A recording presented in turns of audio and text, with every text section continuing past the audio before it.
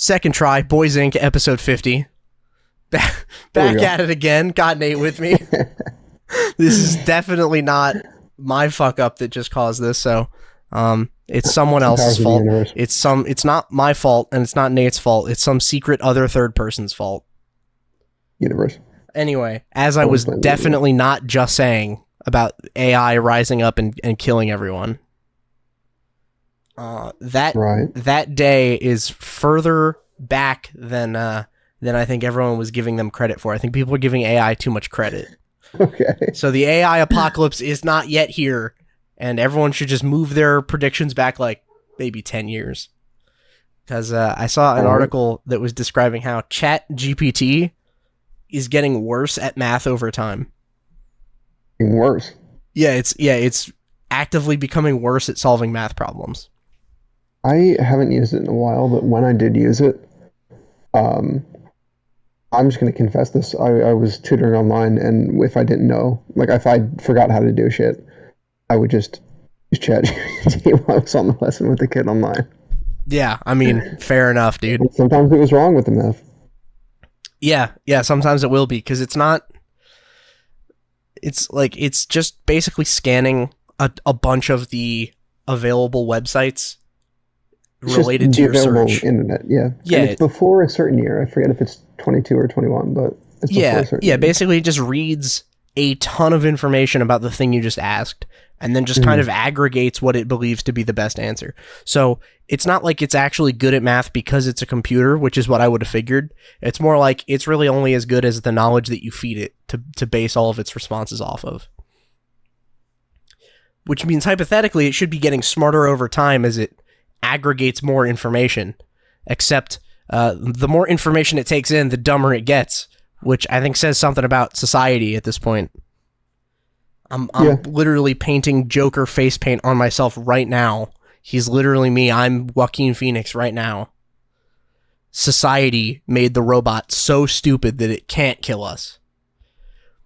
Basically, these people were messing with ChatGPT, and they were like, okay, let's see the May 2023 version of it or something. It was either March or May of 2023. And they would ask it a math question. And the math question is the number 17,077 a prime number? Yes or no? And ChatGPT could correctly guess 90% of the time. It would say, yes, that number is prime. I think that's the number. If that's not prime, then, fuck me, I guess. But yeah, I have no fucking clue. I believe it's 80 to 90% of the time it would correctly identify whether the really large number was prime or not prime. Then in June of 2023, so a few months later, they asked again the same question, and it was only right 20% of the time. Shit. Yeah, so it not only got worse, it got way worse. For that question, it was wrong more times than it was right, and it's not close. It lost 70% of its math skills if you judge it like that. Although, 70%, how did I arrive at that number? I better check ChatGPT just to make sure. 90 minus 70 is 20. ChatGPT, am I right? And ChatGPT is just buffering. Motherfucker can't solve it. Yeah, it's a tough one. Yeah, this is why people come out on top, is because the AI is getting dumber the longer it's exposed to us. Yeah. And I do think that's funny because, there's something to be said for the people that are anytime there's a new technology, old people generally hate it and say it's destroying society or something. It's 10, 15 years ago, it was violent video games are corrupting the youth. And before that, it was violent movies are corrupting the youth. And before that, it was, whatever, the radio is corrupting the youth. Yeah. But I think this is actually kind of proof that prolonged exposure to the internet will make you dumber. being terminally online like ChatGPT is, its entire existence is online, will make you a fucking moron. Like, it will take you from being good at math to being shit at it if you just absorb enough internet information. So that's your wake-up call to get the fuck out of there. Once you're done listening to this and liking and subscribing. Thank you. Yes, of course. Get your fucking priorities straight. Yeah, exactly. Yeah, I mean, so here's the thing, right? I was listening back to one of our episodes to clip it, and it was me talking about the plastic straw thing. There was some thing I saw in a store where it was like they were selling reusable plastic straws, and they were like, "Oh, you know, for every one of these that you buy, you'll be saving, you know, 8 turtles or whatever." But it had 2 asterisks, and the asterisks signified that the scientific source that they got that claim from was an 8th grader's science project. Shit, dude. So if you listen to this podcast, it will make you just really cool and smart. My source is an 8th grader told me after I gave him $25 to say that. Fucking Christ. Who knew science was this easy? Dude, science is easy. I can assure you it is. Yeah, I pay an 8th grader to tell me something that I want to be true, and he just tells me, and then I just run with that. And I haven't been wrong yet. The scientific method really peaks when you're in 8th grade. That's what I found. Yeah, no, for sure. With all the science fair shit. Yeah. We're not doing the science fair in college. Dude, the science fair was it was so annoying when I was in middle school. I hated it. I will admit it now to the world. Well, hopefully to the world one day. We get a lot of views, but I stole my data. It's fake. Oh, nice. Oh, I apologize to my 7th and 8th grade science teachers, but not real. Yeah. Dude, my science fair projects were so fucking bad. They were so not good. Like, because I would wait until like the last possible moment because I'm a chronic procrastinator. So I'd wait until the last possible minute to even do the experiment and then the write-up and do it like all the night before it was like due or whatever. Or like as soon as possible.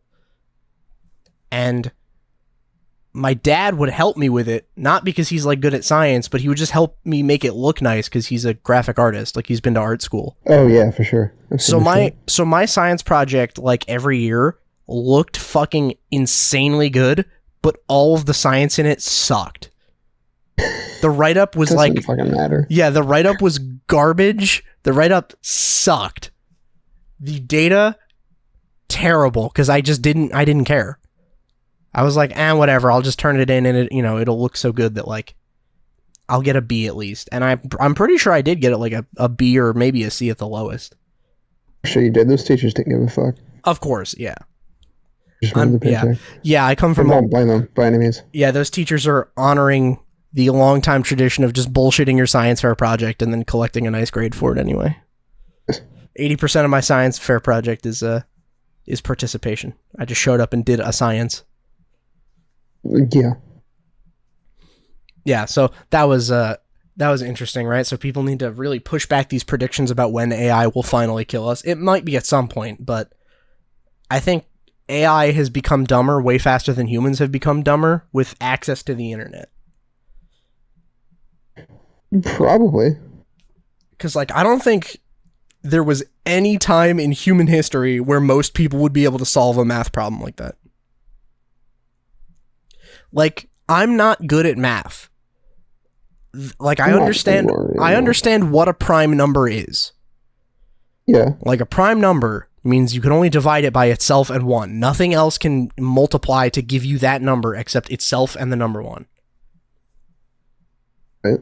How I would figure that out, it would just be brute force. It would be brute force if I had to do it. If it was like a gun to my head, you need to solve whether 17,077 is a prime number or not. The only way I'm making it out of there alive is if I have a calculator and I just go from 1 all the way to 17,077, just multiplying every combination of numbers. Yeah. And then I could tell you, but it would take like forever. There is something interesting that's been going around recently, and I think I told you about this when we were hanging out, but I did want to give my my little 2 cents about it, because I keep seeing people just being confused by this, and it is a very perplexing subject. Okay. But I think the way I put it is very interesting, like why people are perplexed by it. Basically, I think the trend is all but dead at this point. But there was a trend on TikTok of people streaming themselves being NPCs. Mm-hmm.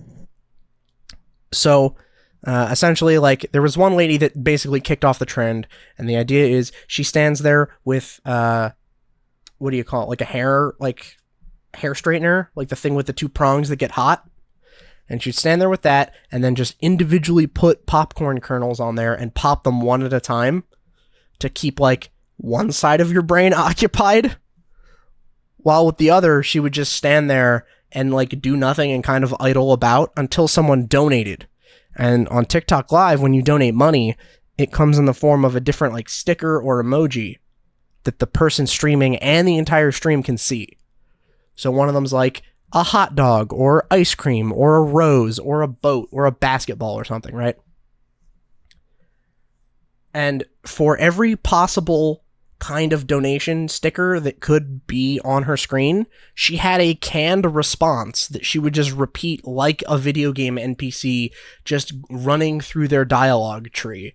So every time someone would donate enough to send like an ice cream cone sticker, she would just be like, "Ooh, ice cream, so good." And this goes on for several hours. Just exactly like that. And people just keep donating money to keep seeing her say the same thing over and over and just act like an NPC. And a lot of people, like, I saw, were looking into this and being like, "Oh, haha, this is funny." But there was like a part of it where like they were really worried. Like, what is this? How did we get here? Like, how is it that there are a lot of people that are down to just watch a live stream of someone doing something not entertaining and not interesting and giving huge amounts of money to the people doing it? Like, how did we end up there? And I think I've found a way to describe the feeling, because I've seen a lot of people not being able to describe the feeling of unease that this gives them when they're watching it. Yeah. And to me, it seemed like, if you've ever seen those nature documentaries where they talk about parasitic cordyceps mushrooms taking over ants' brains, you should go watch those and realize that that's what is happening here, I think.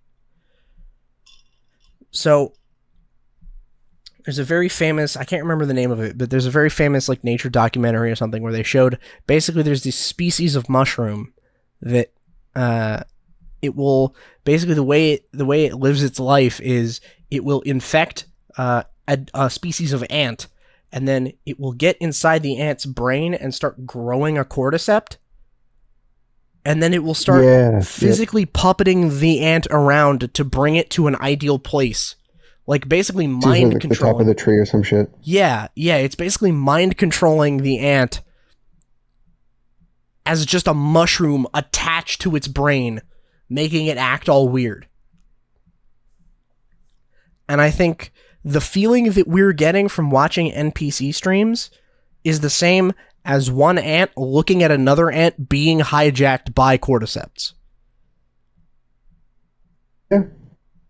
Like, oh my god, what the fuck is going on? Is he okay? What is this? Why are you acting like this? Snap out of it, bro. But like, you can't make these people break. Their will for, money is insatiable. And I don't mean that in a disrespectful way. The funny part about this is, like, I don't really blame the people doing it or that did do it, because, like, they made a ton of money. Like, go for it. That's cool. I'm glad you made all that money. It's just like, why is that viable? I never would have expected that to be a viable way to make money, is just act like a bot. Just be a real life bot. I'm trying to think.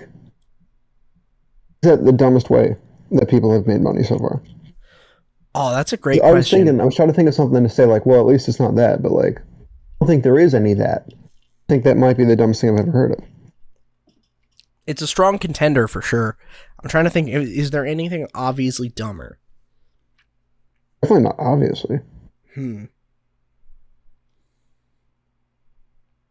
So I was like, okay, thinking of something like easy, right? Like OnlyFans shit, but like that makes sense as to why people pay for it. Yeah. Sex has always been a viable product.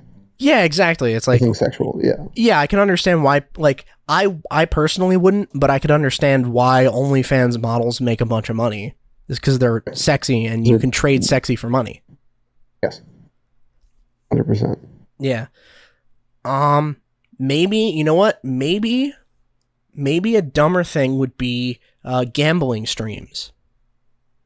Those might be dumber. Segue. Those might be dumber because the economics of it are just funny for me to think about.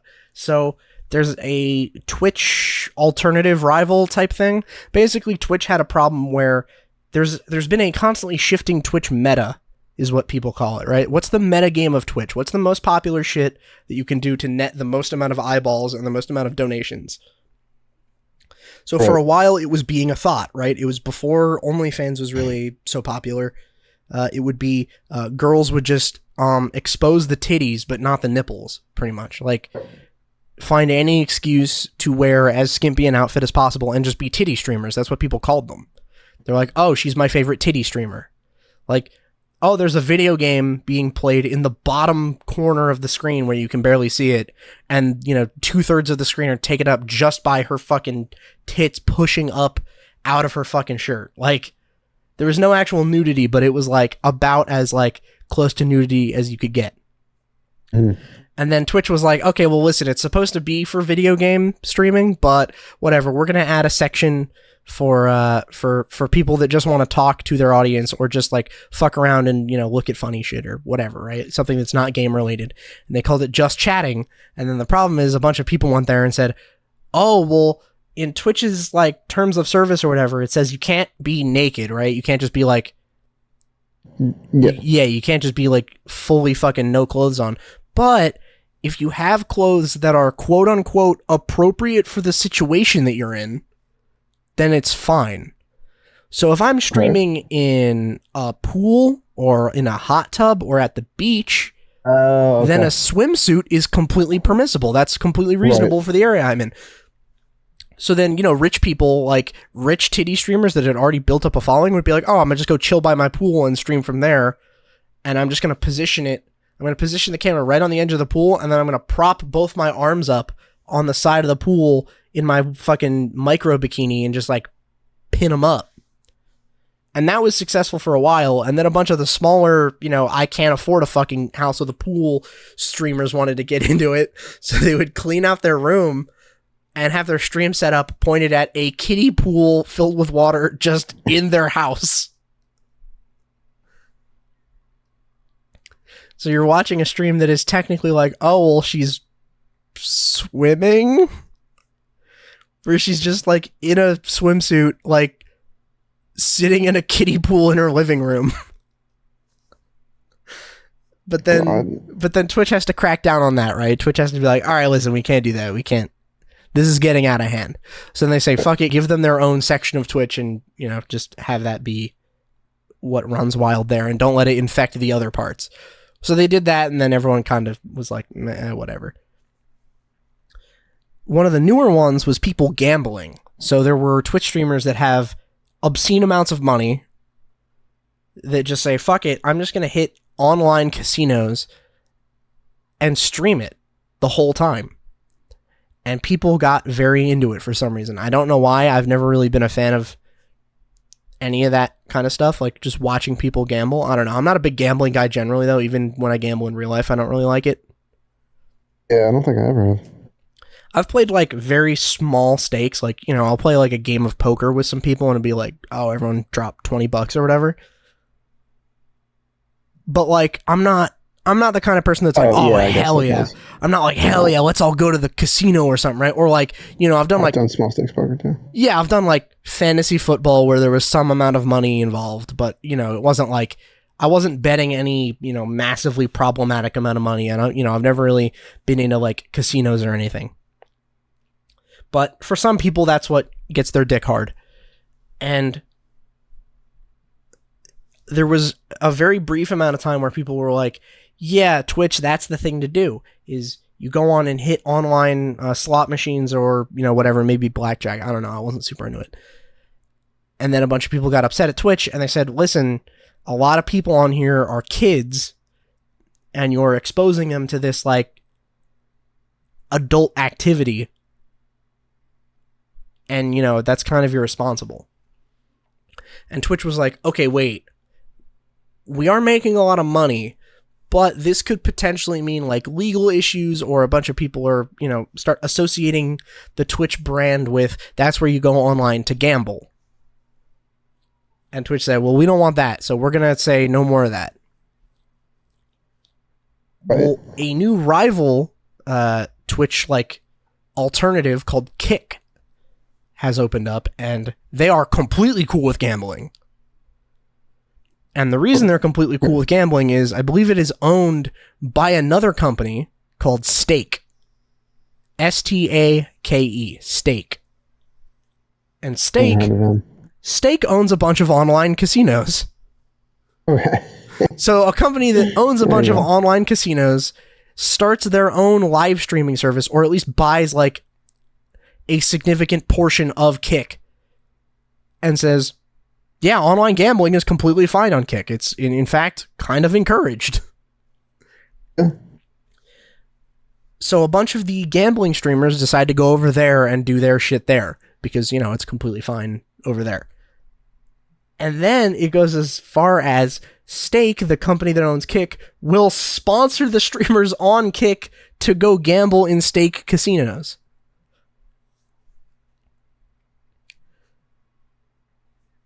Fucking nuts, man. So the casino is paying famous people to stream themselves gambling in the online casino in hopes of like getting more people in. And I'm sure it works. It's just a very ridiculous way to make money. Sure. Like I'm sure they are making a fucking killing, but like fuck, dude.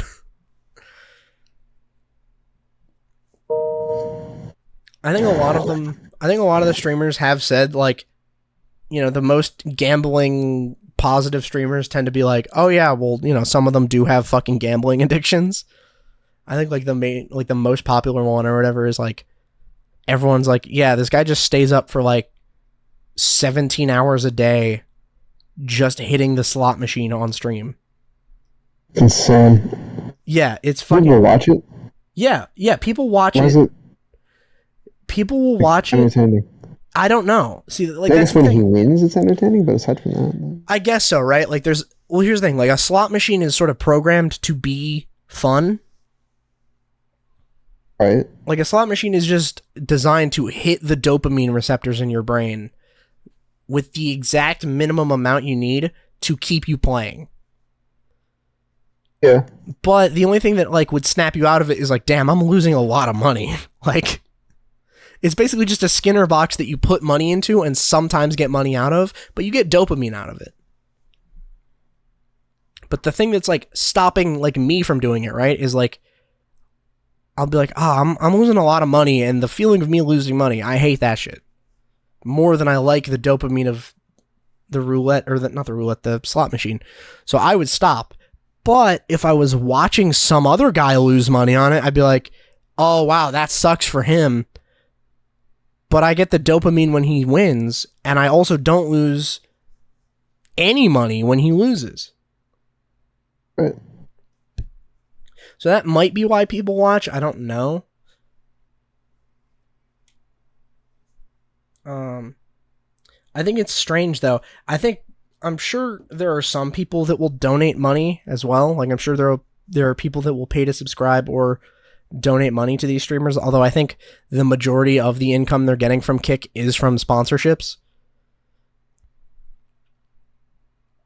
which is also funny because it's like kind of sketchy, I would say, to have a casino sponsor someone to gamble in their casino.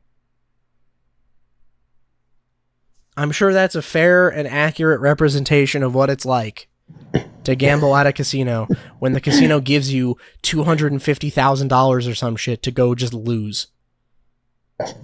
Right? Like that was a thing that happened on YouTube a while ago, was like there was a bunch of gambling shit, like the CS:GO Lotto or the mystery box sponsorships and stuff like that, where it was like, oh, well, these companies will most likely, I'm not trying to fucking say it absolutely because I'm not privy to this information, but it seems highly likely that these gambling streams or gambling sponsorships will weigh the odds for the people that they're sponsoring to win more than the average person would win, to give everyone a skewed perspective of what it's like to sucker them in and get their money. Yeah, that's about right. Yeah, I cannot state that as fact because, I haven't crunched any of the numbers or anything, but I have a sneaking suspicion that that's what's going on. Let's call it a hunch. Yeah, let's call it a hunch. I have a hunch that this shit is probably deceptive in some way. No lawsuits. Please and thank you. So yeah, I think that's definitely a sketchy way of making money, but I think the people that are donating to that are really the ones that are getting scammed. Like, you're donating to an advertisement. Isn't that kind of weird? Yeah. Like, this guy is here telling me, gamble all your money, lose all of your money, it's okay. The next slot machine pull, you could win big. You're just one pull away from winning $1 million bajillion. And you're sitting there at your computer, clapping your hands like a fucking seal and just throwing money at him. Like, damn, this is real weird. At least with the NPC streams, it was just people doing it because there was a lot of money to be made from the donations, and there was no like weird deceptive aspect to it. There was no like secretly trying to sell you something involved with the first couple like NPC streams. I'm sure someone has put some sort of spin on it that is like that now, but who knows? I don't know. I think it's mostly dead at this point. Yeah. Although, like it for sure. Yeah, speaking of death and trends on TikTok, I don't know what TikTok thinks I'm into, but I've been getting some very strange recommendations recently. I usually don't call in there. Yeah, what do you get at this point? So I was scrolling and I saw it hit me with a 3-hit combo.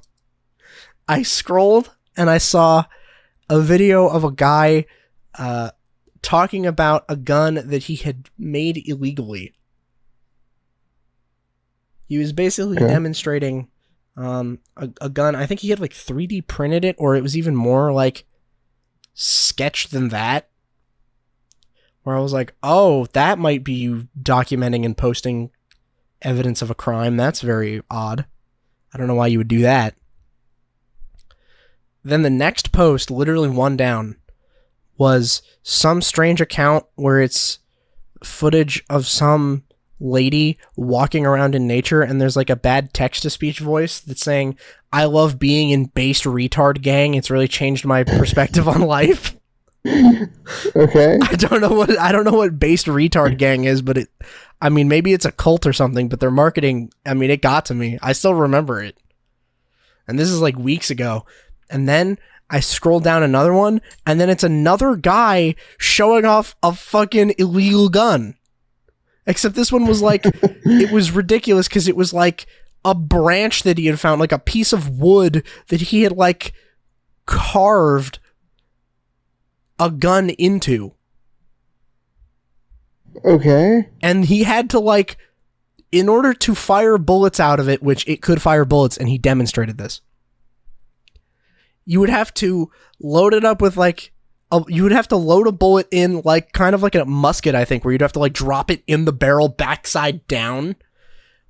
and then hold a lighter to the back of the bullet. Like, you take out your Bic lighter and strike it, and then just hold the flame to the back of the bullet to get the ignition going, like to hit the primer, and then it would shoot.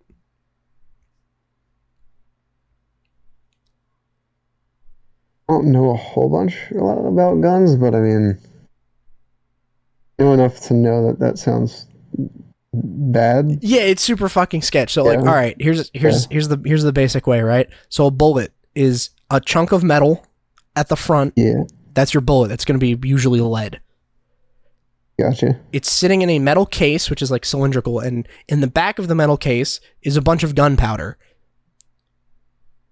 And then there's a little part on the back that if something hits it, it'll spark. Okay. So you hit the thing, it causes a spark, the gunpowder ignites, it explodes, and because it's such an enclosed space in the barrel, the only place for all of the excess gas being created by this reaction is to shoot the projectile forward out the barrel. Yeah, okay. And that's why bullets work. Right. So the guy holds up a lighter to the back of the bullet to get the gunpowder going. Okay, I gotcha. Instead of like, you know, in like a pistol where like the hammer would do it. Right. I was like, I'm not sure what law this is breaking, but I feel like it must be one, surely. And reasonably, yeah. Like, I guess there's no lower involved, which would be the thing that's like legally the gun, because it's a branch with a bullet in it, but it still feels illegal for some reason. I can't quite put my finger on what about it is illegal. I'm not well versed enough to know that, but I just have a strong feeling that it's illegal. Yeah. Get that feeling sometimes. Yeah. Yeah.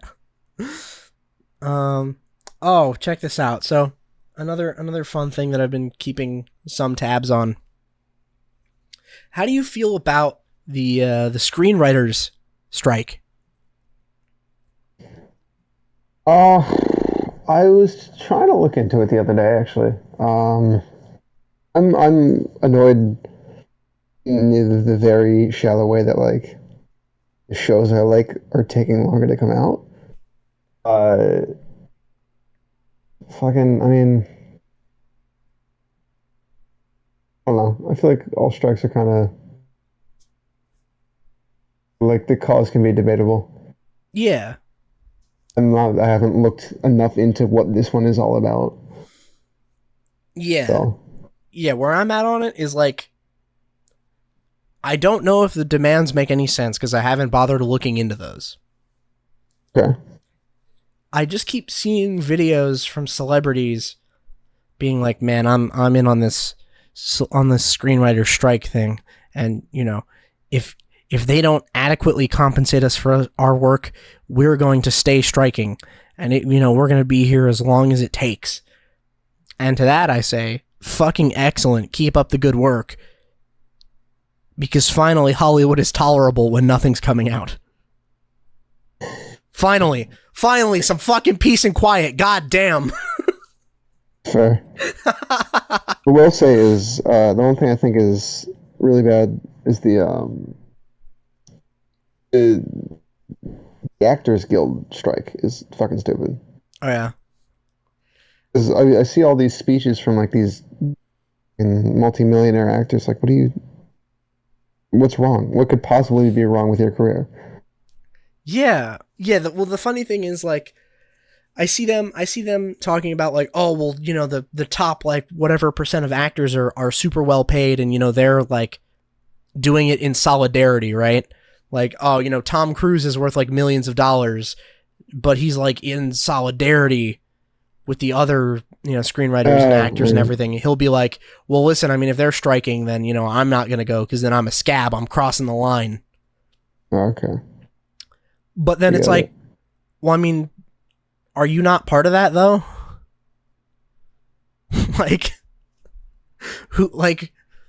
These movies that have been coming out for years keep having higher and higher budgets. Where is that money going to? The effects and shit, right? Like CG. You would think, right? Like, Yeah. who has not been seeing an increase in pay? Obviously, actors have. Well, yeah, that makes sense. Too. Obviously, the big like A-list fucking celebrities. This like they've just been getting paid more and more over time. And they'll say, "Oh, well, it goes to like, hiring more people to do special effects, and then apart from that, pretty much just like big, corporate producers or whatever will be here like siphoning all the rest of that money. They'll be taking the rest for themselves." And like, I'm sure that does happen. But how much are the writers really contributing? That's my theory. How much have the screenwriters really contributed in recent years? Considering that like most of what comes out is a remake or a reboot or a bad sequel or an adaptation of something that already exists, that's already been written by people before you, and or the things that have been coming out fucking suck. I agree with you. Yeah. Yeah. Right? Like, all right, what are some great movies that have come out recently? And I tell people this all the time, the last movie I've seen in theaters that like I would say is really good, I think it's honestly even on my top 10 list, is Knives Out. Okay. That was fucking how many years ago? It was a couple of years ago though, right? Was that pre-quarantine? Was that how long ago that was? Pre-quarantine. Okay, yeah, so we're talking like 2018, 2019. It's been like 5 years nearly. Yeah. Like, all right, let's look at like some of the successes recently. Like, okay, Barbie and Oppenheimer, but that was because of the meme.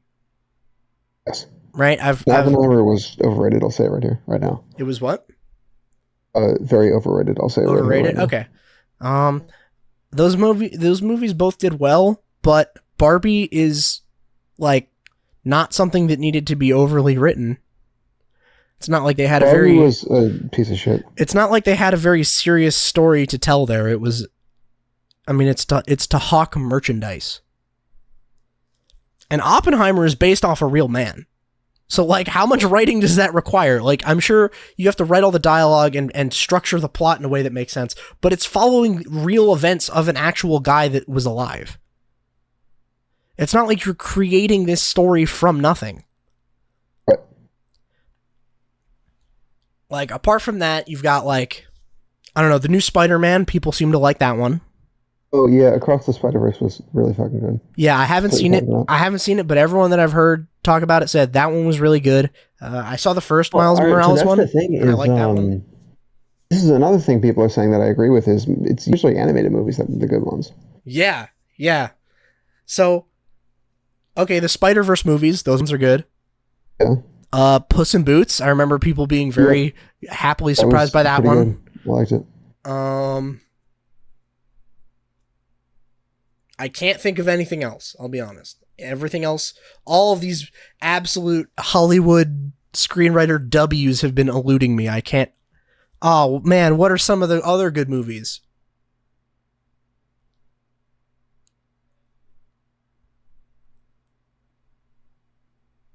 In live action?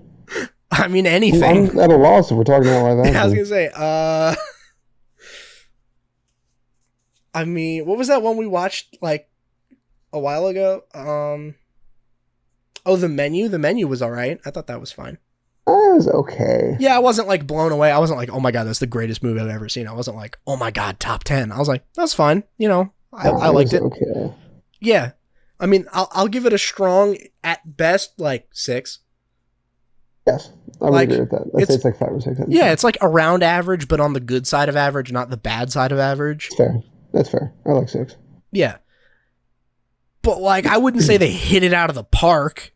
Like, oh my God, bro, they killed it with that one. Like, okay, so what have the Hollywood screenwriters been doing that has been so good that they deserve better compensation?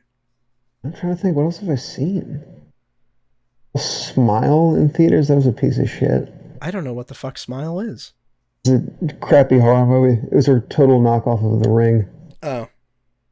It's one of those horror movies that like has to be about something, so it's about mental health and like, Oh. not done well either. Like you can, I'm not saying you can't have a message in your horror movie or any movie. Just do it well, for Christ's sake. Jesus fucking Christ! Like it's so annoying at this point. Yeah, there are tons of like artsy movies about like anti-moral or message or whatever, but do it well, make it fit into the movie. Don't just make the entire movie about that. It's so fucking stupid. Yeah, I mean there are plenty of movies that are like done in an artsy way about mental health that are like good. Yeah, I agree. But like, okay, all right, you know what? Maybe it's not movies. Maybe it's TV. Maybe it's these TV shows that they've really been cleaning up on, right? Yeah. All right. What are some of the biggest hits to come out TV wise recently? Invincible, which was based off a comic book. Invincible's fucking great. Yeah, Invincible's right. yeah, it's a comic book series. Invincible's great. How much writing did it require? Not much. It was based off a comic that someone else had already written, and I'm sure Robert Kirkman has been read the comics. There was a few changes, and the changes were not great. Yeah, I'm sure Robert Kirkman was adequately compensated for his work, though. He's super rich and famous, right? Like that. The guy that actually wrote it seems to be doing fine. So okay, I wouldn't give the writers the credit for the success of Invincible. Right. The Boys. I guess people like The Boys. The Boys is hot and cold. Yeah, it's got some really good shit. It's got some really bad shit. That's what I've heard, and the other thing that I think people have been saying is that surprisingly enough, it's better than the comic. I think people have been saying that the comic is kind of bad. A lot of people have said that. I haven't read the comic, but a lot of people have said that. Yeah, that's what I've heard is the Boys comic isn't very good, but the TV show's good. So, all right, you know what? I'll give him a dub, even though it is based off a comic book. If you have like fixed the comic book, if you've made it better than the thing you're adapting, like, all right, fair. I'll give the writers props for that. Okay, we got the Boys. That's a win. Here we go. Got what's our time frame here? Shit, I don't know. Let's call it 4 to 5 years. Okay. I'll give him a good I'll give him a good window. Okay, you know what? Severance. Okay. Severance is an absolute amazing TV show. All right, that one sounded interesting. I do want to go find that one. That was like, I don't know, years ago at this point. Okay. That was a diamond in the rough. That's a rare dub. All right, we got The Boys and we got Severance. What else? Oh, I do like Stranger Things. Okay. Not amazing, but I would say it's above average. Okay, all right. Stranger Things. I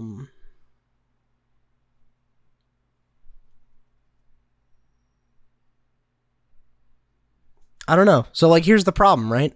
Is all of the like most of the shows that I watch at this point, like most of what I watch is anime because I just like it more, to be honest. Ooh, speaking of, just brief tangent, I finished Death Parade. Oh shit, nice. What did you think? Can't watch the whole thing. I liked it. I really nice. Liked it. Fuck yeah, dude. I cool. fucking love that show.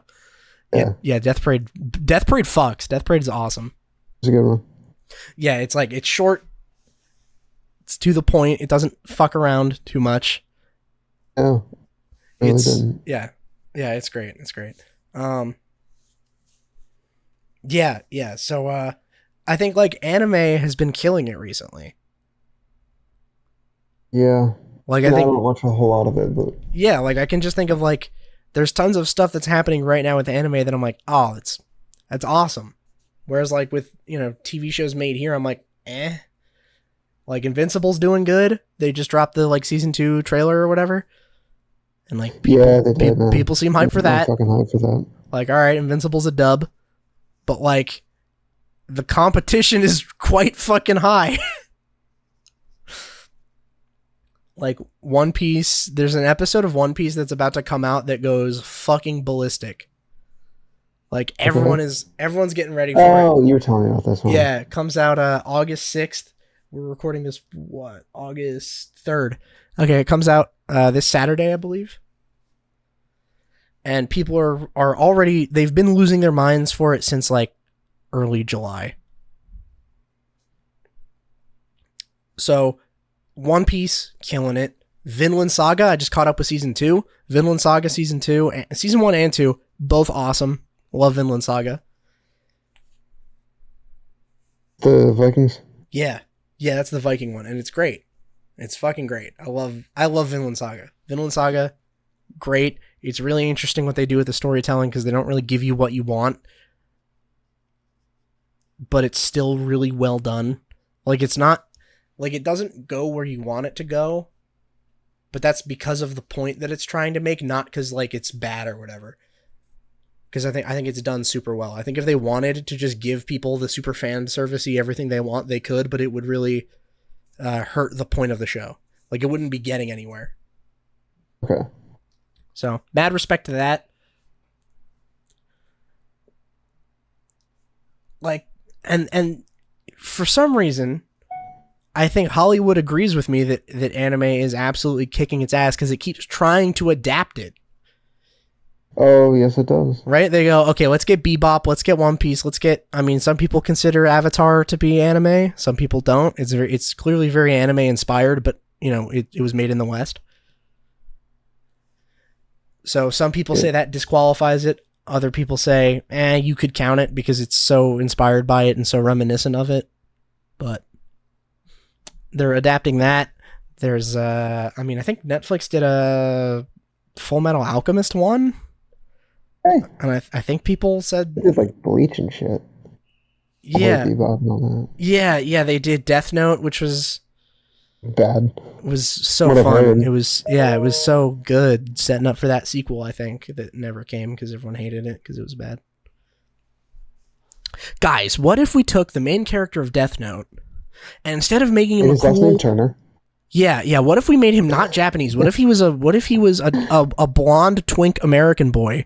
Okay, and what if he wasn't a super genius anymore, like a maniacal super genius with a twisted sense of justice? How about what if we made him a relatable fucking loser virgin character, and make him an underdog, and L is black for some reason? Yeah, wasn't he? He's that black dude that's in like everything now. What are you talking about? Yeah, I don't remember. I don't remember his name. I don't remember his name. He was in Knives Out. He was in Get Out. He was in like a bunch of recent shit. Okay. Yeah. So they're like, let's just change all these fucking characters. What if it's so funny? They said in the main show Death Note, he has like his girlfriend, but he's clearly just using her for his own ends.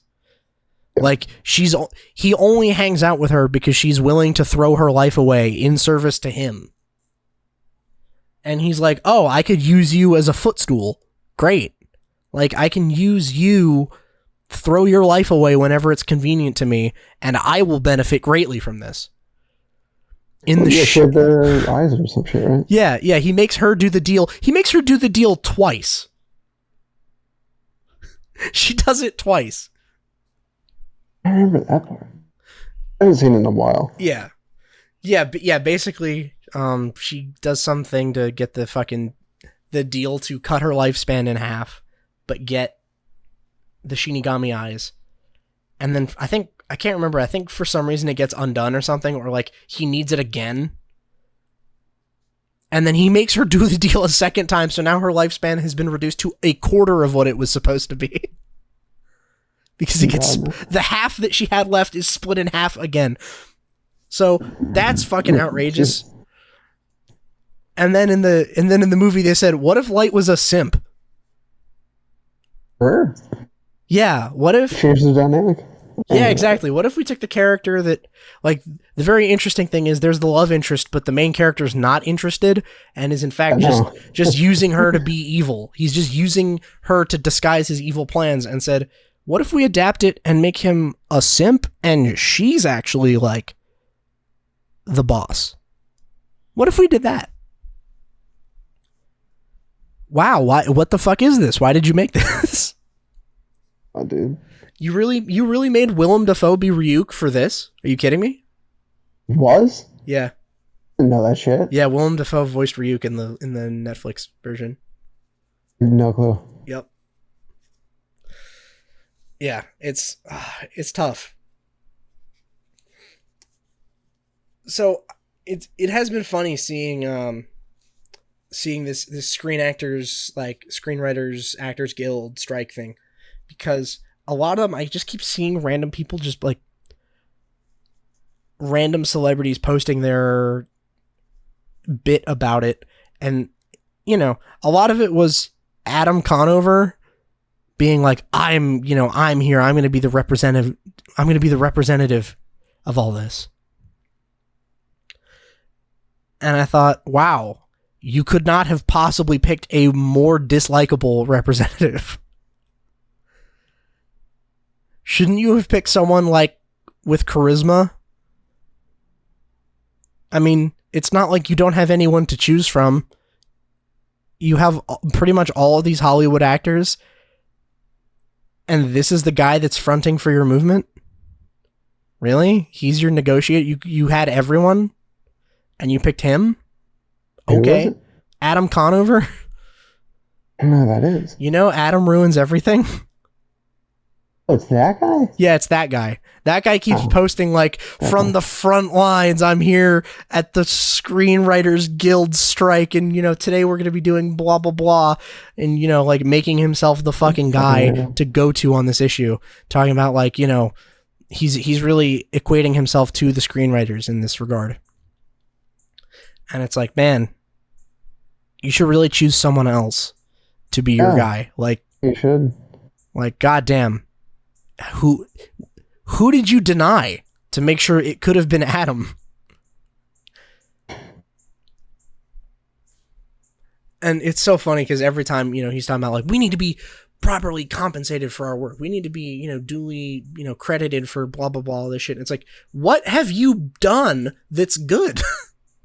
Like, we demand that we be paid more because of all this outstanding work that we've done. What have you done that was so good that you're like, we demand more pay?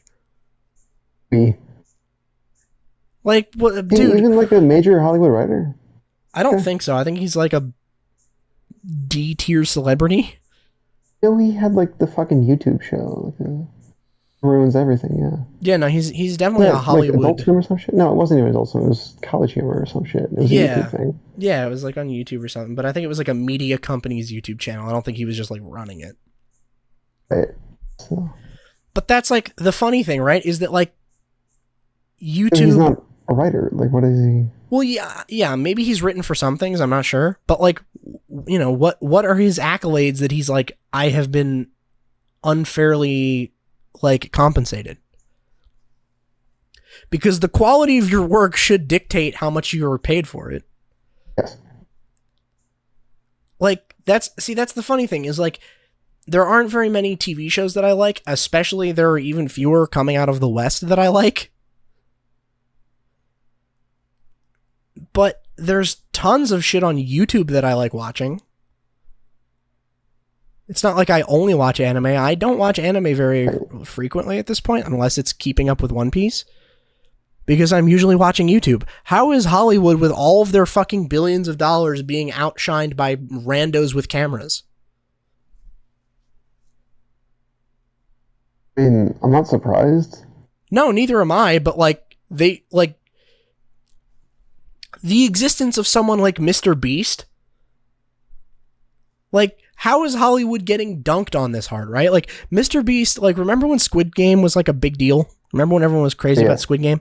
Absolutely. Mr. Beast raised a bunch of money and did his own version of it as like a reality thing.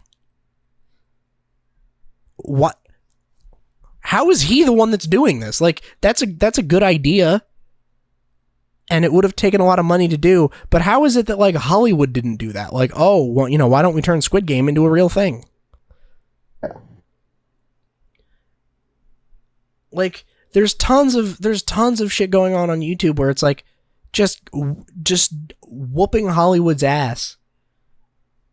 And they're doing it way cheaper and not complaining about the benefits at all.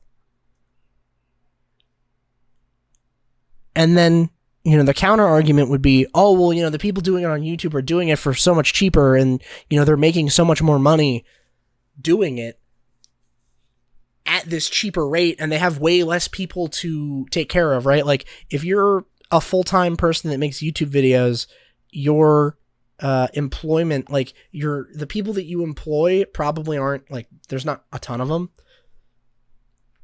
My guess would be, like, if you're kind of on, like, you've blown up, but you're not, like, media company size, you've probably got, like, 10, 15 people, like, counting, like, writers, editors, researchers, that kind of thing. If you're making, like, very highly produced shit, maybe 15 people, which, if you're making a ton of money, it's not hard to provide adequate payment to 15 people. Yeah. But if that's the case, like, then isn't the thing weighing Hollywood down the fact that it's, like, a union, basically? Like, wow, this union sure is floating a lot of people who aren't pulling their fucking weight, isn't it? Yeah. Wow, who could have guessed? Wait, but I was told that unions are literally always good. Okay, but they're not literally... No, they're not. Yeah, they're not always good. Like, I think workers should be allowed to collectively bargain. That's fine. And you should not be forced. Yeah, you shouldn't be forced to. It shouldn't be, like, mandatory for fucking working in this industry is you must be in a union. It's like, listen, if you want to be in a union, fine. If you want to collectivize and use that collective bargaining power, go right ahead, dude. That should be totally allowed. That's fine. But, like, it's not unambiguously a good thing. I agree 100%. Yeah. Yeah, I've had conversations with people that, like, die on this hill that, like, no, listen, unions are like, just the best. And it's like, they're really not, though. Like, they're really not. And the funny part is the people that, like, simp for this shit online are, like, almost never actually on board with it. Right? The people that are, like, you see this a lot from the sort of mid-tier, like, internet company, virtue signal-y corporations, where they'll, like, like, say, like, BuzzFeed, right? This was a thing that happened with BuzzFeed, actually. So BuzzFeed virtue signals in a lot of their articles. They're, like, kind of a quote-unquote journalism site, if you could call it such a thing. And you would think, if they're very left-wing, especially in, like, the sort of socialist direction, they would be very pro-union, is what you would assume. Then all the workers try to unionize, and the company's like, no. Like, wait, what happened to unions being such a good thing, right? If all of you guys are so pro-union, why is it that now when it's time for your company to unionize, it's now a big fucking problem? And they're like, well, we think, like, for our company's different, and it shouldn't unionize because it's actually more beneficial to everyone if we don't. But, everyone else should unionize. It's like, well, go fuck yourself. How about that? Like, fuck you. So goofy. Like, unions are just the best for everyone involved. Are you going to unionize? Fuck no, we're not going to unionize. Okay, then. It's just that. Yeah, like, your actions here speak far louder than your words will. It'd be one thing if it was some company that was, like, had a fucking super powerful union being like, oh my god, yeah, dude, unionizing was the best thing we could have done for the business. You'd be like, okay, well, at least, they're putting it into action. Right. Like, okay, at least they're saying, listen, we believe in this so hard that we went and did it. I'd be like, okay, respect to that, I guess.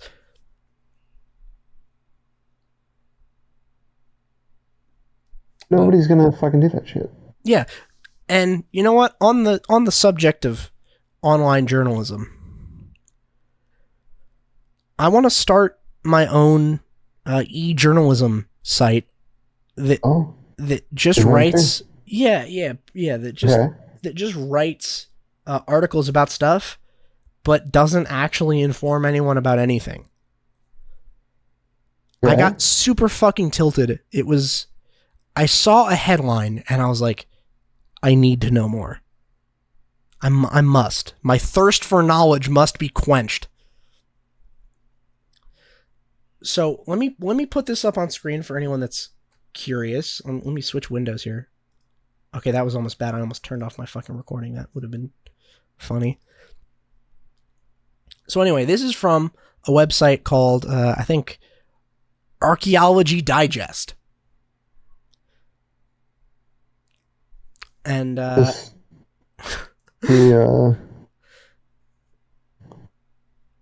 it wouldn't count as archaeology then? Yeah, I think it's about archaeology or architecture or something, right? The logo for it says 80. Oh, it's Architectural Digest. Okay. So this is architectural journalism exclusively. And the article headline really jumped out at me, and I had to click on it. It reads, Kim Kardashian's viral Met Gala photo helped solve the mystery of a stolen Egyptian coffin. Okay. I read that and I said, holy shit. Tell me more. So this article is by Jessica Cherner, and it was published October 19th of 2021. And this article is a piece of shit because it doesn't actually tell you. It pretty much just tells you the headline again later and explains nothing. Like it doesn't. It tells you the story loosely of how the stolen Egyptian coffin was stolen and sold to a bunch of people. It, however, does not tell you what Kim Kardashian has to do with it, like, at all. Okay. So, basically, from the article, it's on screen by the way for the people watching at home, but if you're audio only, you're not missing a whole lot other than this picture of Kim Kardashian's titties, but you know, you can see you can see them, right? They're not hidden. You can if you sure too. Okay, let's say you're someone that's listening to this podcast and you're not like doing something that demands that you be paying attention, right? Like, you know, let's say you're not like driving or something, right? But like you're just chilling and you want the video experience without actually watching the video for some reason. Just Google Kim Kardashian titties and just like image. And then, you know, that'll get you like 90% of the way there. So the article starts talking about the Met Gala and says, okay, this is the one in question is the 2018 Met Gala, and Kim Kardashian was wearing this super convoluted dress that's like gold and sparkly and all this bullshit. Okay. It says, that year, Kim Kardashian made noise for both her outfit, a form-fitting Atelier Versace sparkly golden corseted gown, and her unrealized sleuthing skills.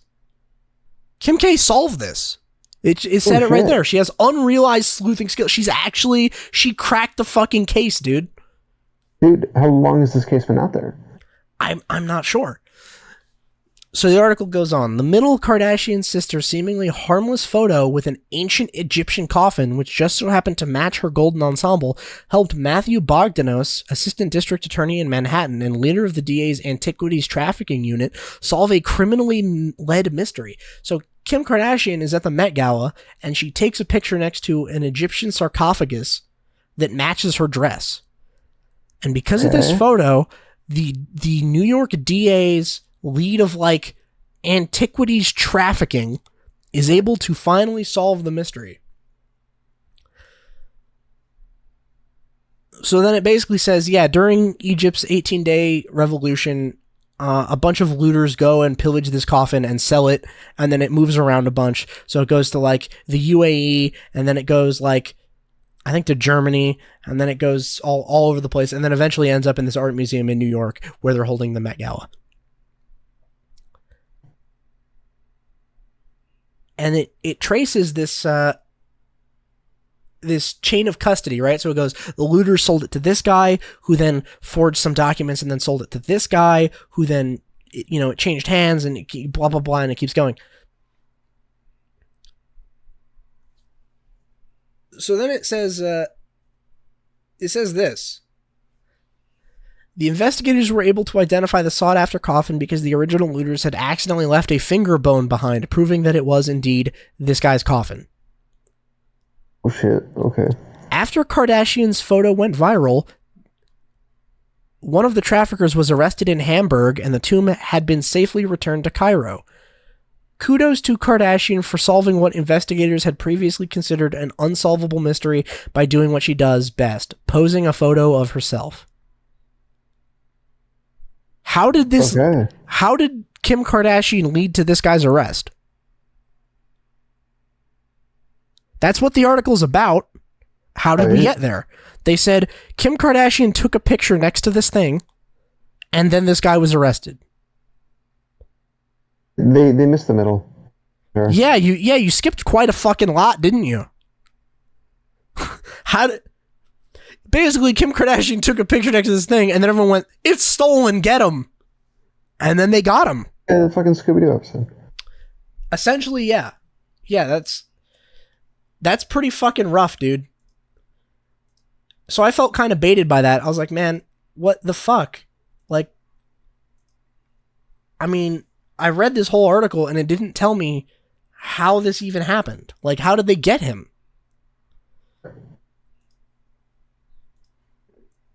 So I looked up another article where they actually fucking give you a little bit more context. Okay. So I'm going to put that one up on screen. Here we go. Same deal. Hopefully it's on screen now. Okay, it's not for some reason. Awesome. Not on screen. Hold on. Why is it only grabbing this one? Grab this one. There we go. Okay, perfect. This one's from the New York Post. And it says, Kim Kardashian's Met Gala photo helped solve looted gold Egyptian coffin case by Samantha Ibrahim. Something like that. And this is actually from a day before the other story, October 18th, 2021. Okay. And in it, they say... They got the... Yeah, they got the scoop first. So they actually show you the picture of her standing with the coffin, which the first article neglected to do. Oh, you got the pic. Yeah, so here's Kim Kardashian standing next to the coffin. Here, I'll put it in Discord.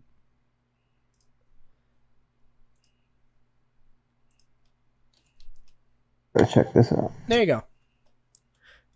There's the picture of us. Not of us. Need the context. There's the picture. There's the picture of Kim Kardashian right next to her fucking the stolen gold sarcophagus. God damn. Can we turn on some lights in this room? Why is it lit like this?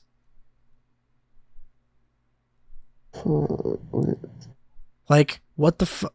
What's happening? Why are all of the lights off and it's the camera flash? Really bad picture. Yeah, this picture kind of sucks, to be honest. It sucks ass, man. Yeah. But basically this article credits something else. It credits a journalist's podcast. It says, in a recent episode of journalist Ben Lewis's podcast, quote, Art Bust, Scandalous Stories of the Art World, which sounds very entertaining. Go check that out, I guess. I don't know. I haven't listened to it, but shout out that guy. Sure. He dives into how the photo played a role in catching the thieves who stole the coffin and sold it to the Metropolitan Museum of Art. It now. Yes, but at least this one is actually saying, like, you can get an explanation somewhere. Yeah. This one at least gave me a little bit of light. Yeah. From somebody. Yeah. At least they said that, whereas the first article just said, yeah, it just happened, source, trust me. So basically they faked a bunch of documents and sold it to the Metropolitan Museum of Art for $4 million. So then it gives a little bit more context. And then it says, Manhattan District Attorney Matthew Bogdanos was notified of Kardashian's photo standing next to the coffin by an anonymous tipster in the Middle East, who originally received the image from a gang of pillagers. The informant was irritated that they were never paid for unearthing the coffin 7 years before. Bogdanos asked them to provide digital images of the tomb. So this is how it is Kim K's dress that solved the mystery, because she stands next to the tomb. It goes viral. One of the guys involved in the fucking scheme finds out that there's an investigation underway about this being stolen. And he calls the district attorney and says, I was actually the one who bought it from the guys who looted it. And I'm super pissed that I didn't get enough money. And then that was the piece of evidence they needed to get the guy that like did the crime or whatever. Yeah. So there you go. This is the article that will not blue ball you. Yeah, so then they explain, okay, yeah, then they go through the chain of custody after. Said it had been legally exported in 1971 because of a fake thing, blah, blah, blah. And then they sent it back to Cairo in 2019. Oh, and for some reason the CEO of the museum, I didn't even know museums had CEOs. This is news to me. Apologized to Egypt's people, especially to Antiquities Minister Khaled El Enyani, something like that. Which is funny because the guy that runs the museum that had a fucking stolen Egyptian sarcophagus went, sorry about that being stolen. Not sorry that we had your fucking sarcophagus. I paid good money for that, but sorry I didn't buy that from the proper source. Who exactly is the proper source? It's a relic. Who owns it? Like, probably whoever's inside it. Yeah, you would think, but I don't think he has a any next of kin that you can contact in order to buy his tomb. Imagine like living such an important and kick-ass life that they bury you in a golden mold of your body and people want it in a museum and they're willing to pay millions of dollars for it. Isn't that kind of hard? Isn't that kind of sick? It is pretty sick. Like, that's kind of awesome that, like, you live such an amazing life that celebrities, like, this museum will pay you millions of dollars to have it so that celebrities can, like, pose next to it. I think that's super cool. I don't understand why the celebrities, like, need to pose next to this shit, but, you know. It matched her dress. It matched her dress, yeah. Now we just need to find the exhibit that will match everyone else's dresses. That should be a thing, actually. That should be a thing, is all of the people that have these goofy outfits that go to these like big celebrity parties should have to find the thing there that matches with their thing. So like, remember, I don't remember if it was for the Met. I don't remember what event it was for, but remember a couple years ago when everyone was making that big fuss about Lady Gaga wearing a dress made of meat? Oh yeah, that was like a while ago, wasn't it? Yeah, I feel like she should have to stand next to something goofy. She should have to stand like next to a taxidermied replica of a saber-toothed tiger and be like afraid of it. That would be a funny photo op. That would be worth it, I think, for wearing a meat dress. Like, what's the point? Like, what is the point of the meat dress other than to be funny? I don't know what her point was. I don't know what she was trying to say by doing like a bit, or if she's just like retarded. Or... I don't know why more celebrities don't do that. Why are they all dressed up trying to be fucking pretentious or whatever when you could just have fun with it? Do you think she was doing it for that purpose? Like, do you think she was trying to be ridiculous, or she's just like... I think I would stake a very controversial opinion, and I would say the only reason that someone dresses up in a dress made of meat is to be pretentious or to be funny, and I wasn't laughing afterward. Okay. Yeah, I don't know. I don't know what her point was. Maybe it was just goofing off, and if that is the case, awesome. Grade A meme. Awesome shitpost. If it was like, oh, look, I'm just making fun of the whole thing. Look, they'll accept me if I wear a fucking raw meat dress. Like, that is funny. Like, oh yeah, we're all at this party, and like, what is she just like, everyone's supposed to just not make contact with her? Like, everyone's supposed to just not touch her because she'll ruin anyone's clothes? Like, imagine you're like kind of a C-list celebrity that just barely managed to scrape by to get to the Met. Like, you just have barely enough clout, and then you get there and you're mingling and networking and everything, and then you walk up in this very expensive outfit that will make headlines, and then immediately you hug Lady Gaga and now it's ruined. It's done. Yeah, it's Day is over. done. It's over. You're not getting your fucking deposit back for this tuxedo. It's done. It's ruined. Fuck. Thanks, Lady Gaga. What the fuck, man? Why would you do this? Or like, how about the ones that put slogans on their thing, but they need to go stand next to historical examples of people that would agree in the museum? Like a thing? Yeah, so all right, there was one remember fucking there was I think it was the Met a couple of years ago. There was a very famous image of AOC and she was wearing that dress that said tax the rich on it. Which is funny because she's rich. Well, and she was at the Met wearing that. I'm going to go hang out with all my rich friends. By the way, we should fucking get them. I'm not gonna tell any of them about that. I'm just gonna wear a dress that says tax the rich. Okay, great. Why don't you go? In fact, I think it would be even funnier if you wore that dress and went and posed next to the exhibit on the fucking Kulak like extermination of the Soviet Union. I think that would be really cool. I think that would make a lot of sense if you stood there with the tax the rich dress and stood next to all of the Ukrainian peasants that were murdered by Stalin with forced famines and repossession of their fucking grain. Like, I think that would be peak fucking comedy right there.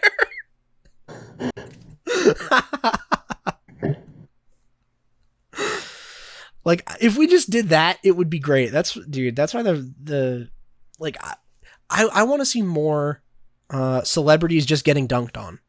That's what I love. That's what's just like keeping me going at this point. Yeah, it is great. Like, remember when Ricky Gervais did that thing? Oh, at the Oscars? Yeah, I think it was the Golden Globes. It was some fucking award show where he just came in and just like roasted the shit out of everyone. Just so funny. Come up and shut the fuck up and take your award and go sit back down. Yeah. Oh yeah, his opening fucking line was like, "Listen, don't preach. Go, just come up, thank your God." He said, "Come up, get your award, thank your God, thank your agent, thank Harvey Weinstein, and then sit down." Like, fuck. So many of those people in that room were friends with Harvey Weinstein and knew and said nothing. So I don't really give a fuck what they're saying I should do morally because, you know, they're all scumbags. That is the thing that I thought was funny was whenever like celebrities do this thing where they like dress up to be pretentious, it's like always so fucking obnoxious to me. Like there was a while after the Harvey Weinstein thing where it was like a bunch of actresses were like, we're going to go to the Oscars and we're going to wear black in solidarity for, you know, Me Too. And it was like, you can't pick a color that's as ubiquitous to wear as black. That's cheating. You can't do that. Like, what other color are you supposed to wear to the Oscars? Yeah, exactly. Like what? Now every single person that wore black is now fucking agreeing with you? Really? Like, the fuck? Like, make it something that would have, like, okay, have everyone pull up, like, that supports you wearing something actually distinct. Right. Like, I can't just be like, guys, to show support for the Bois Inc podcast, wear blue. Yeah. If I see you in public wearing blue, up in jeans. Yeah. If I see you in public wearing blue, I'll know you're a fan. It's like, motherfucker, everyone is wearing blue. Like, you wear jeans, got 'em. Wear anything the blue, got 'em. Fan, confirmed. Like, I can't just monopolize the color blue because I said so.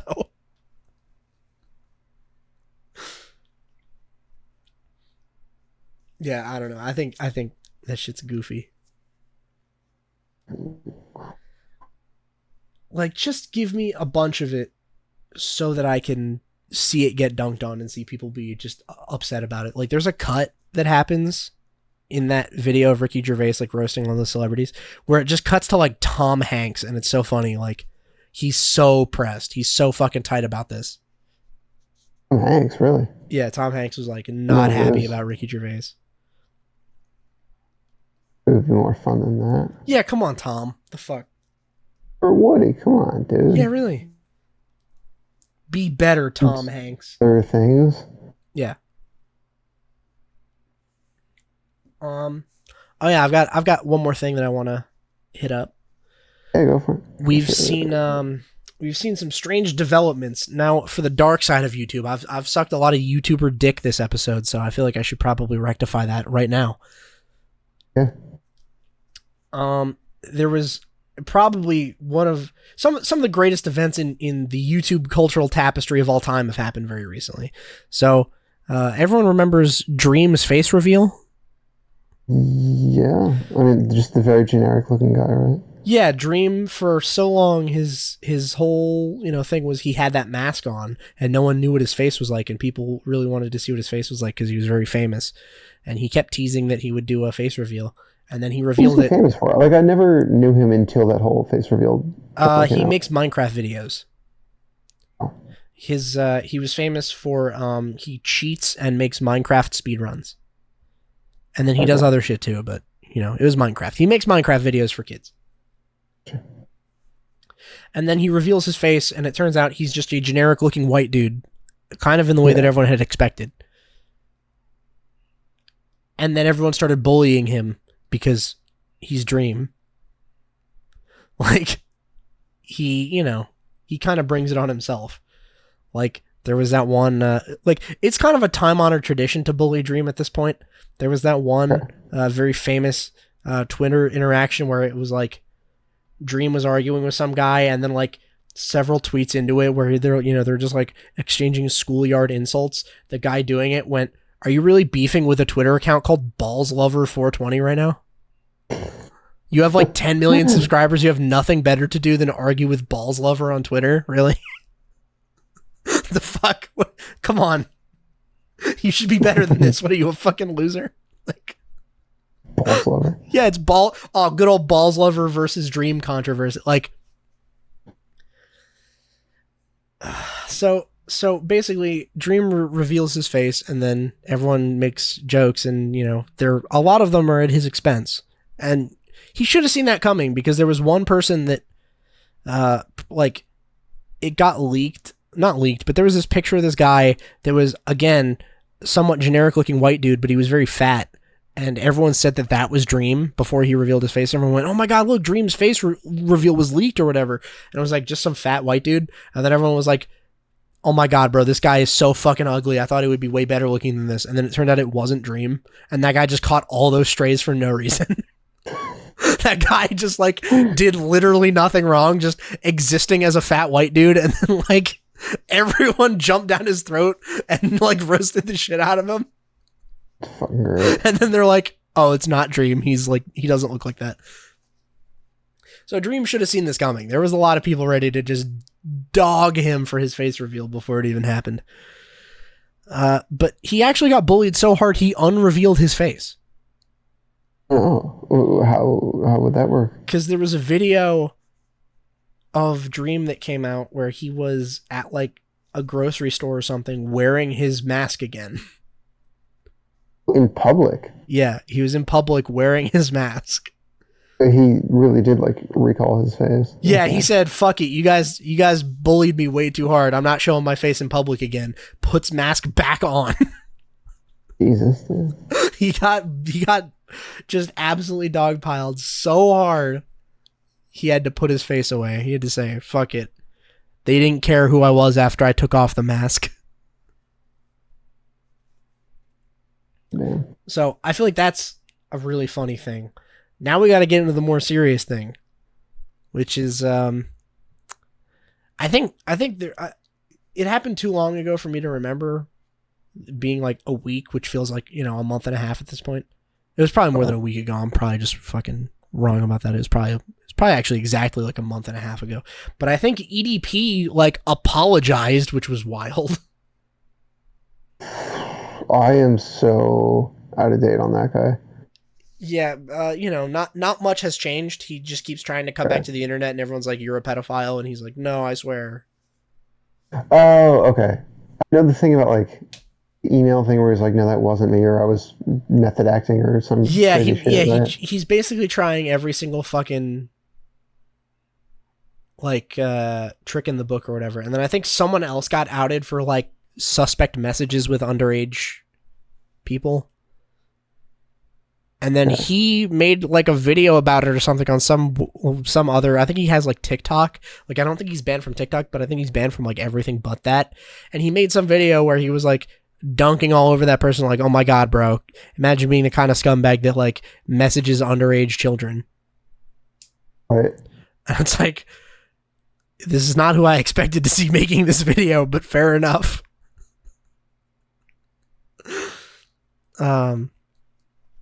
And then we, like, staying on the subject of YouTubers messaging underage children, we saw the greatest YouTuber apology of all time. Oh, the one that didn't apologize. Yeah. The only apology video in the history of apology videos to not apologize. I don't know. There are actually quite a few apology videos that don't apologize. Blatantly, though? I mean, I think so.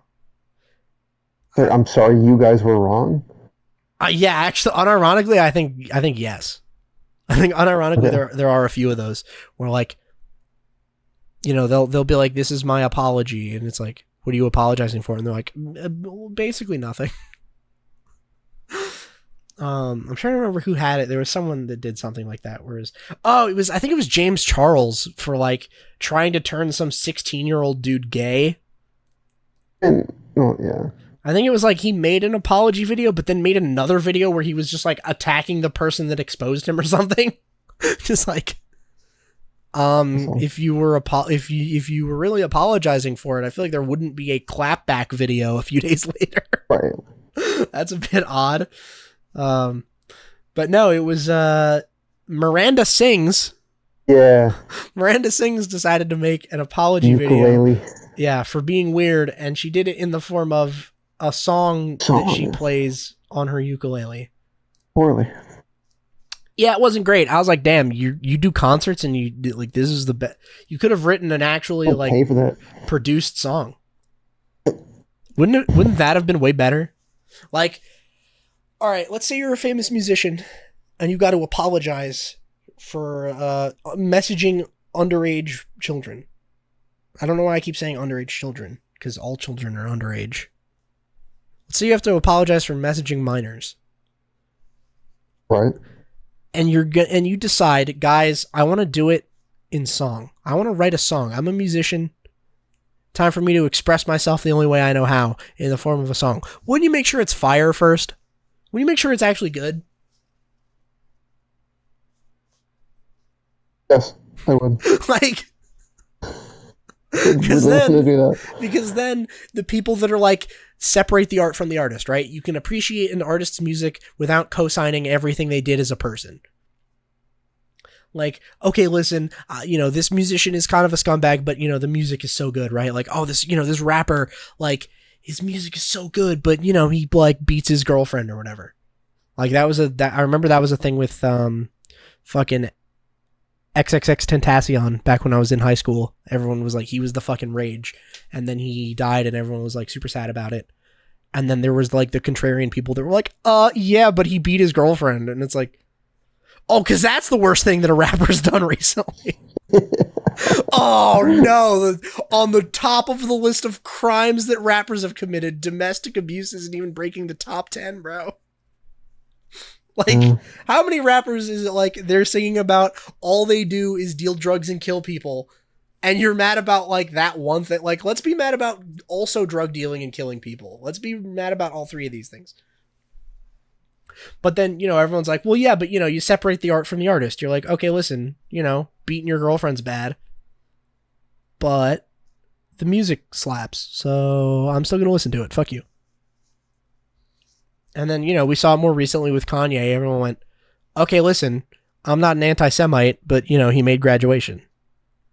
Yeah. Like, all right, listen, Kanye has some bangers, but, his answer to the JQ is not a banger. Let's just put it like that. But you've completely sabotaged yourself if your apology is in the form of a bad song, because then the separate the art from the artist people go, well, the art sucks. This song is ass. Nothing good. Yeah. Yo, this song is not getting you out of the charges. Yo, unrelease that. Like, So then even the people that are like fans can't even like defend it because they're like, yeah, I mean, the song wasn't even good. Like, then they'll just look foolish if they're like, yeah, that song was actually heat. No one is listening to her apology on Spotify.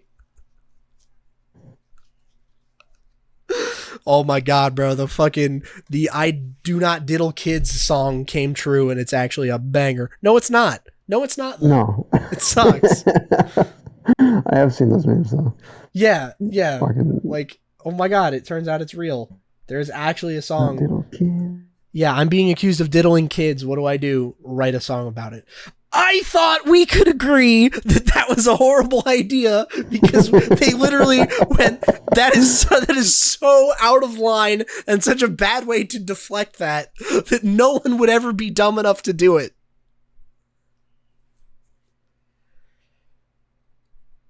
But no, we needed to see that happen in real life before everyone could agree that it was a bad idea.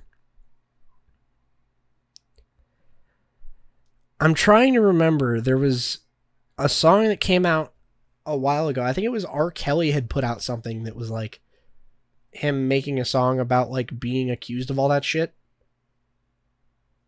And like it barely even qualified as a song. It was really just him complaining about like how egregious he thought the charges were over music.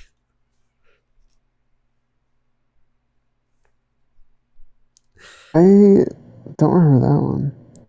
Which one was it? I don't remember. Okay. I'm trying to see if I can find the lyrics. Oh no! Oh dear God! Oh no! Oh no! I think the song is called "I Admit." Oh, okay. Oh no! Oh no! Oh fuck! Okay, hold on. I gotta see if we can find. There was one lyric that was like, I mean, if you just listen to it, you're like, this is him just complaining about being charged. And there happens to be music playing at the same time. How long is this song? I'm scrolling through the lyrics and it just keeps going. How much shit do you have to admit to, dog? God damn. He did on a minor. He did, and it's on video. They have him like on tape doing it. Oh no, and then he just drops like, rest in peace, my homie Kevin. Dude, don't bring Kevin into this. Kevin's in the afterlife. Like, dog, really? You had to give me the rest in peace, homie Kevin in the I Admit song? Oh no, I found it. Okay, alright. I found the what the fuck are you even talking about, dog type lyric. Alright, it starts off strong. This is the song where he's admitting to, all of the shit that he's done wrong. Now, keeping in mind what we know about him now. Maybe the way to start the verse should not be, I admit, I'm a freak. That's probably a bad idea. So the lyrics are, I admit, I'm a freak. Used to go to strip clubs every week. But who these N-words trying to say I am? Man, I'm loud and I put that on Chief. I admit I fuck with all the ladies. That's both older and younger ladies. Bro, what the fuck? Huh?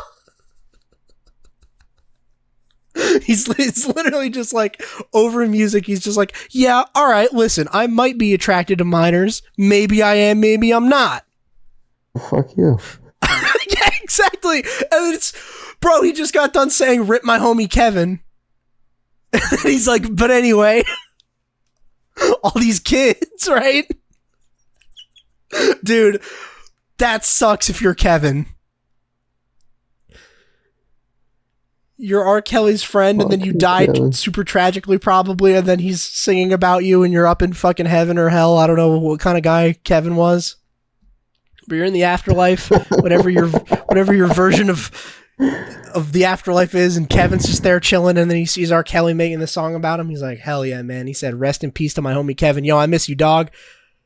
And then literally one verse later, I admit I fuck with all the ladies. That's both older and younger ladies. Bro, no. Stop, please. And then the next line, it gets even worse. If you thought I fuck with both older and younger ladies was bad, it gets worse. The next line, but tell me how they call it because that shit is crazy. What? I admit I fuck with all the ladies. That's both older and younger ladies, but tell me how they call it because that shit is crazy.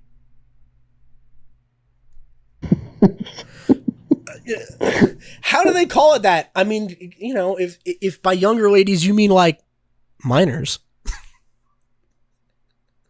If by when you fuck with younger ladies you insinuate that like they may not be of age, then I would have no problem calling it that. That's kind of dubious, I would say. And then he says, you may have your opinions, entitled to your opinions, but really, am I supposed to go to jail or lose my career because of your opinion? Yeah. Yeah, I mean, yes. Yeah. Chad, yes.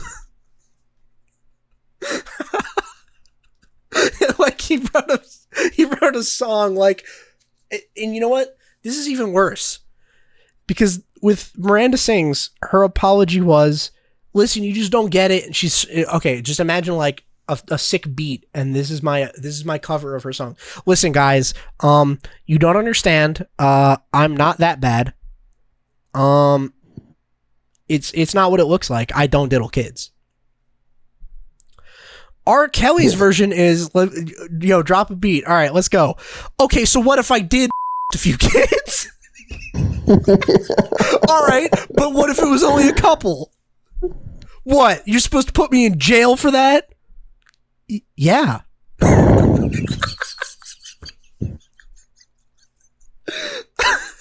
Only a few. Yeah. All right. So what if I did?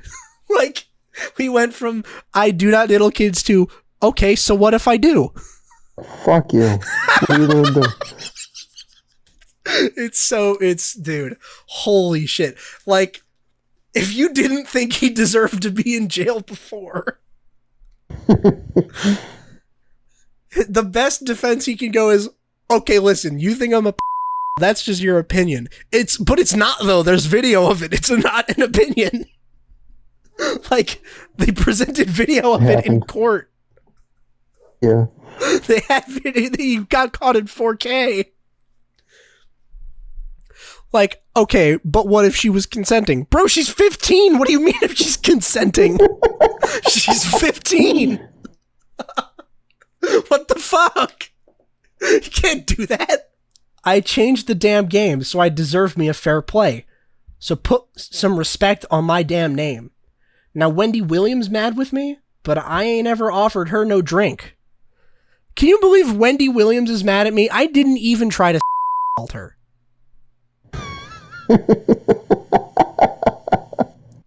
But I admit that she asked me, can I get a little Hennessy? Now, I believe I admit that she asked me, can I get a little?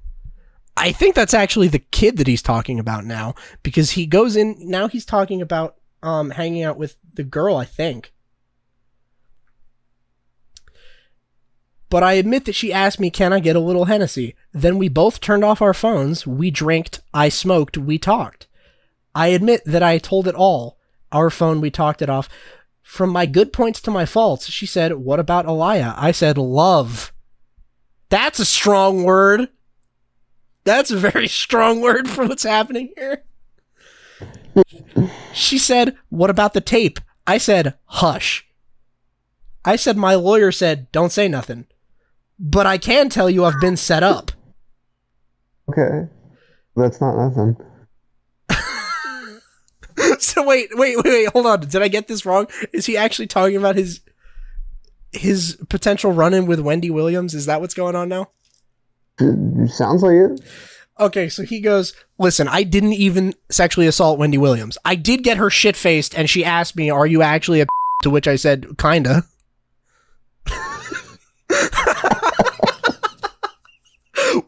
Wait, you're getting drunk, like, yo, we were actually getting super involved in this conversation. It was super deep. We were both in the moment. We were both a little fucked up.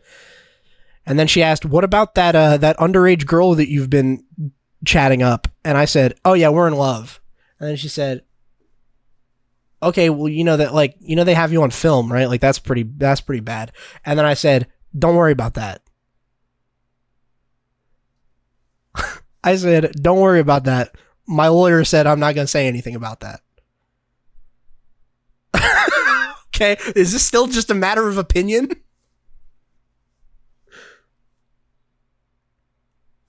I mean, yes. According to him, R. Kelly's word is law. Yeah. So, it keeps getting worse. The further I scroll down, the more like, how are you this like insane? It just keeps getting worse and worse. So he says, he said that he's been set up. He goes, no, listen, this whole, they have me on tape being like a setup. It's, they're just trying to frame me.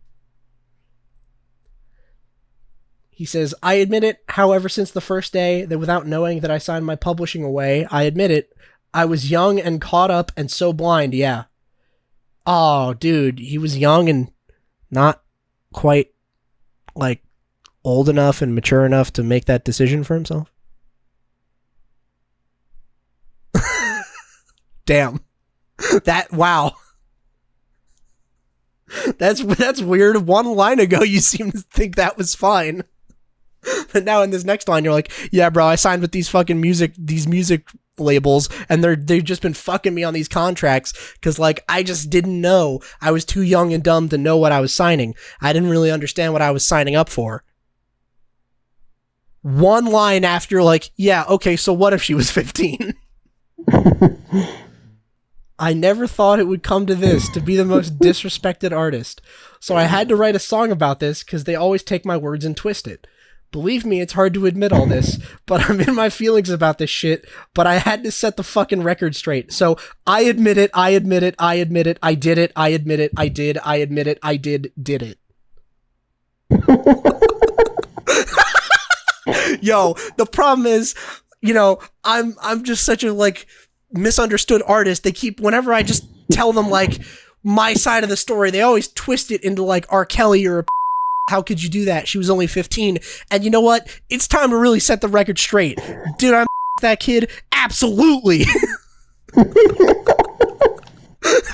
What did they twist about that? What was like, oh, they're just purposefully misinterpreting it to make me look like a scumbag. I totally did it, though. Here's my chance to set the record straight. Everyone will know what I'm saying. Take it as gospel. Absolutely, I did it.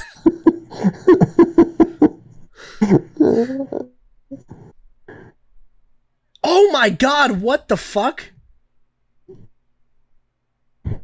Jesus! What the fuck? In the next verse, he says that he was raped as a kid. I'm not fucking with you.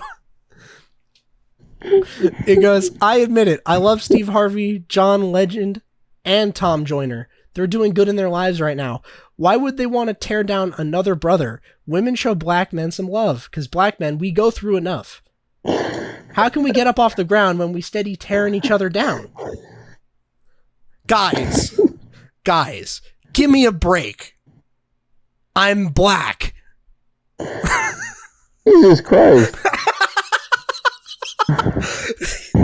They're like, R. Kelly, is this you on tape having sexual relations with a underage, like with a minor, with a 15-year-old girl? Bro, is this just because I'm black? They just hate to see a black dude succeed in America. Absolutely. They're hating on my grind because I'm black. And they're like, you were grinding against a 15-year-old.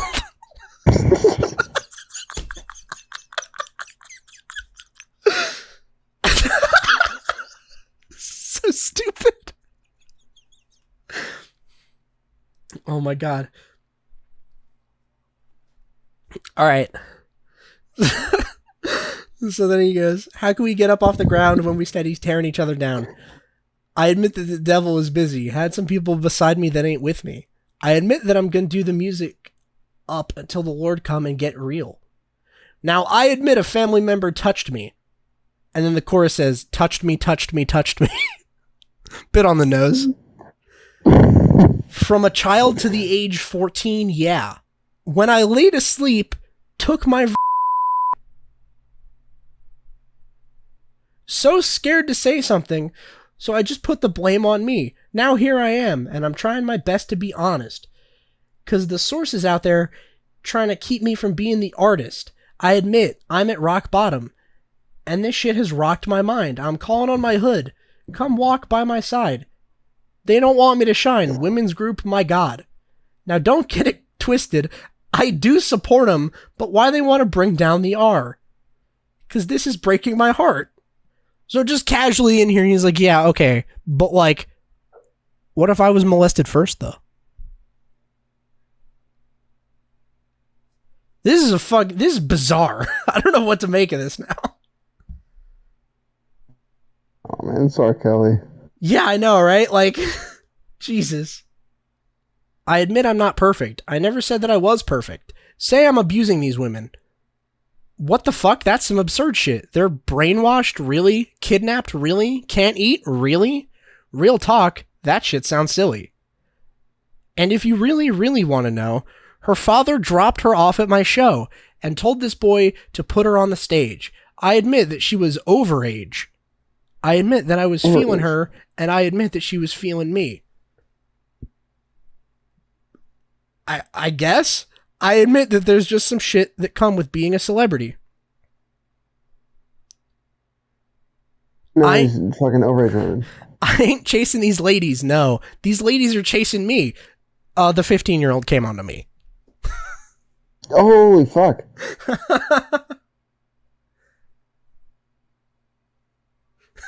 That's where we're at now is, listen, if the 15-year-old came onto the famous man. If she didn't want to be she should have just not been flirting with me.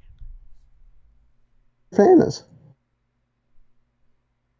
Yeah, I mean, he's famous. What else could he do? So anyway, he goes even further. I don't know how he fucking gets to this point, but you know, it's a bunch of really weird fucked up lyrics. And then he goes, what's the definition of a cult? What's the definition of a sex slave? Go to the dictionary, look it up. Let me know. I'll be here waiting. Now, I admit that I got some girls that love me to pull their hair. And I admit they love when I talk dirty when I pull their hair. Oh my God, Jesus.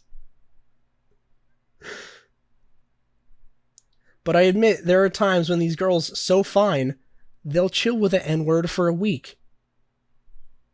So like, oh, no, listen. They were just staying at my house because they were just so into me. I didn't kidnap them. They were not in a cult and they were not my sex slaves. They were just so into me. I just had otherworldly riz because I'm rich and famous. Wow, thanks for elaborating. You probably should not have made this into a song and released this. Who the fuck let you do that?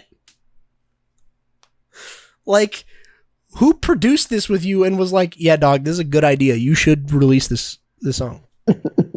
This is a good idea.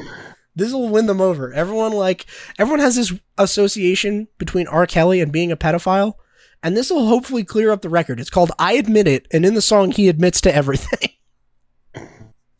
Yes, I am. Yeah, exactly. It's a you bold... guys pretty much fucking nailed it. Yeah, it's a bold strategy. He was like, man, I'm sick of these people mischaracterizing me and like misinterpreting all this shit that I say. Basically what I'm saying is I totally did everything that you think that I did. God. You guys think I'm a scumbag, and like, listen, I'm not perfect. I did do all that shit, but like, relax, all right? Cut me a break. Listen, it's tough. I'm black and was molested, so, you know, fucking hop off my dick, dude. You guys are way too old to be riding my dick. Talking about pedophiles. Yeah. All right, we can wrap up. We've been going almost fucking 2 hours. All right. Fuck yeah. So, I don't even know what the point is at this point. R. Kelly derailed me so hard, but basically, Colleen Ballinger, fucking Miranda sings goofy apology. Not as bad as R. Kelly's though. This is the second worst music apology I've ever seen. Second worst. The list of worst songs apologizing for children. This is the second worst after R. Kelly's. All right. Well, thanks everyone for listening. This has been Bois Inc episode 50. Make sure to fucking like, comment, subscribe, do all that shit because it makes me feel good, and for no other reason than that. Me too. Help. Yeah, exactly. It'll make Nate feel better. Also, help some fellas out. What if I said I was black? Would that make you like and subscribe? If I was molested. What if I molested him right now? We can make it work. Yeah. What if I molested Nate right now, right as soon as I stop hitting record? There are what if I ways do to make this work. What if I do it on film and then get sent to court for it? Would you like and comment then? As long as you release the rap. Yeah, exactly. Yeah. What if after that I drop a mixtape about it? Yes. I think that's a universal yes. Yeah, that's gonna be the Patreon only. That's gonna be the hidden super fans video the only. Premium. Yeah. Subscribe to the Bois Inc Premium for that one. All right, sick. All right, thanks everyone for listening. I'll see you next week.